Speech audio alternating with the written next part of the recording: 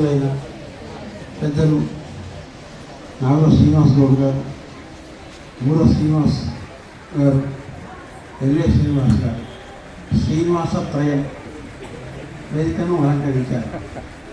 అంటే తిరుపతి వెంకటేశ్వర స్వామి ఇక్కడికి వచ్చాడు. దాదాపుగా ఒక్క పేరు వాళ్ళు ఒక్కసారి కలవడం అనేది చాలా తక్కువ. మరి మన వేదికకు త్రిమూర్తులు, వెంకటేశ్వర స్వామి, శ్రీనివాస రూపంలో శ్రీనివాస త్రయంగా వచ్చి కూర్చున్నారు. చాలా సంతోషం.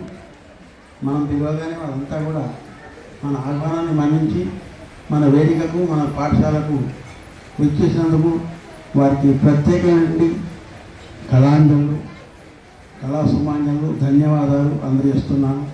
అదేవిధంగా పిల్లలు, మరి మా ఉపాధ్యాయులందరూ ఎంతో కష్టపడి ఈ స్పోర్ట్స్ నిర్వహించారు.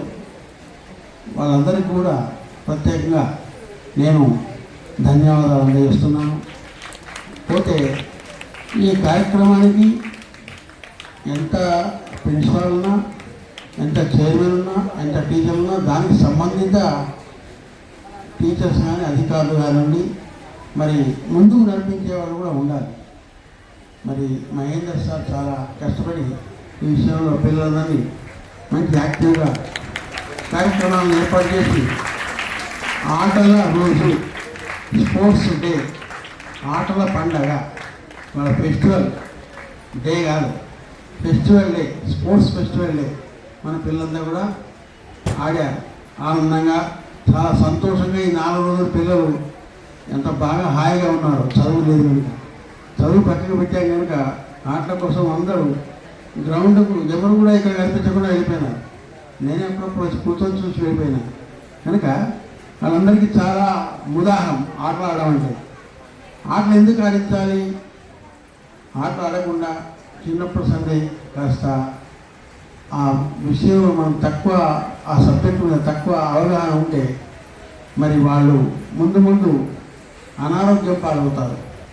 ఇప్పటికే వాళ్ళు చిన్నతనం నుంచే మంచి ఆటల్లో పాల్గొని కబడ్డీ, ఖోఖో, రన్నింగ్, పరుగులు, తర్వాత వాలీబాల్, ఫుట్బాల్, క్రికెట్ ఇలాంటి అన్ని ఐటమ్స్ కూడా వాళ్ళతో ఆడిస్తూ కొద్ది శరీరానికి మంచి శ్రమను కలిగిస్తే వాళ్ళు చక్కగా పిల్లలు మంచి ఆరోగ్యవంతులై ముందు వాళ్ళ జీవితాన్ని చక్కగా గడుపుకోగలరు. కనుక పిల్లలు ఇప్పటి నుంచి చాలా ఆటల గురించి ప్రయత్నం చేస్తూ మళ్ళా ప్రథమ శ్రేణిలో, టాప్ గ్రేడ్లో అందరూ మీరు వచ్చి ఏర్పాటు చేసుకోవాలి.